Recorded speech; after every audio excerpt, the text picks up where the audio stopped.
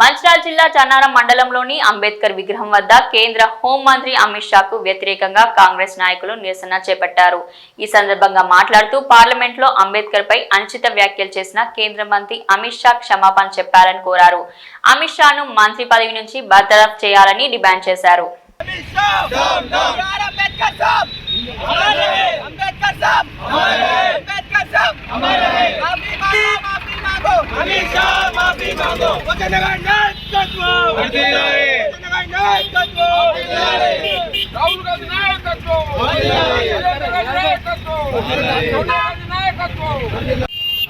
హోంమంత్రి అమిత్ షా గారు అంబేద్కర్ గారి పైన చేసిన అనుచిత వ్యాఖ్యలను తీవ్రంగా ఖండిస్తున్నాం. ఆయన అంటారు అంబేద్కర్ అంబేద్కర్ అంబేద్కర్ అన్న సార్లు ఎవరైనా దేవుడి పేరు తలుచుకున్నా కానీ స్వర్గంకి పోయి ఉండేవారు అని అంటారు. వారికి తెలియదేమో, వారు హోమ్ మినిస్టర్ అయ్యారు కానీ తనకి ఈ విషయం తెలియదు.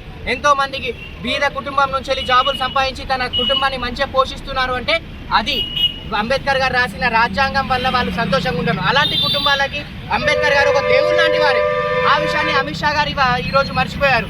ఇంకా అంటారు అంబేద్కర్ పేరుని ట్రెండ్ చేస్తున్నారు, అంబేద్కర్ పేరుని ట్రెండ్ చేస్తున్నారని. ఆయనకి తెలివి లేక మాట్లాడుతున్నారు. తన ప్రైమ్ మినిస్టర్ మోడీ ఒక సముద్రం దగ్గర కూర్చొని పేపర్ చదువుతూ ఉంటే ఆ ఫోటోని ట్రెండ్ చేయొచ్చు. ఈయన పోయి క్రికెట్ మ్యాచ్ చూసేటప్పుడు ఆ ఫోటోని ట్రెండ్ చేయొచ్చు. కానీ భారత రాజ్యాంగ రాత ఇవాళ అంబేద్కర్ గారిని పేరుని ట్రెండ్ చేస్తే నొప్పి అవుతుందా?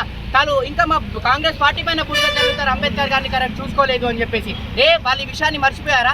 ఇవాళ దేశంలో ఉన్న పెద్ద పెద్ద స్టేడియంలు కానివ్వండి, ఎయిర్పోర్ట్లు కానివ్వండి, దానికి బిఆర్ అంబేద్కర్ గారు అని పేరు పెట్టింది ఏ ప్రభుత్వం? కాంగ్రెస్ ప్రభుత్వం కాదా? ప్రతి రాష్ట్రంలో, ప్రతి జిల్లాలో, ప్రతి మండలంలో కాంగ్రెస్ పార్టీ అంబేద్కర్ గారి విగ్రహాన్ని పెట్టింది. అది ఎవరు పెట్టింది? ఎవరు? కాంగ్రెస్ పార్టీ కాదా?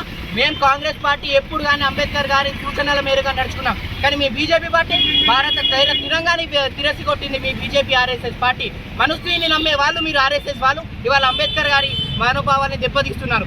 మీకు చెప్తున్నాను, మీరు అనుకుంటున్నారేమో మీలాంటి వాళ్ళు చరిత్రలో ఎంతో మంది వెళ్ళారు, ఎంతో మంది ఒక దీపం ఒక వెలుగు వెలిగి ఆరిపోయారు. మీ వెలుగు కూడా ఇప్పుడు వెలుగుతుంది. మీ వెలుగుని మా కాంగ్రెస్ పార్టీ కార్యకర్తలు మరియు అంబేద్కర్ గారి సైనికులు ఆర్పేస్తారు. మీరన్న మాటని అంబేద్కర్ గారి సైనికులు కానీ కాంగ్రెస్ పార్టీ కార్యకర్తలు మర్చిపోరు. ఈ విషయాన్ని మీరు గుర్తుపెట్టుకోండి.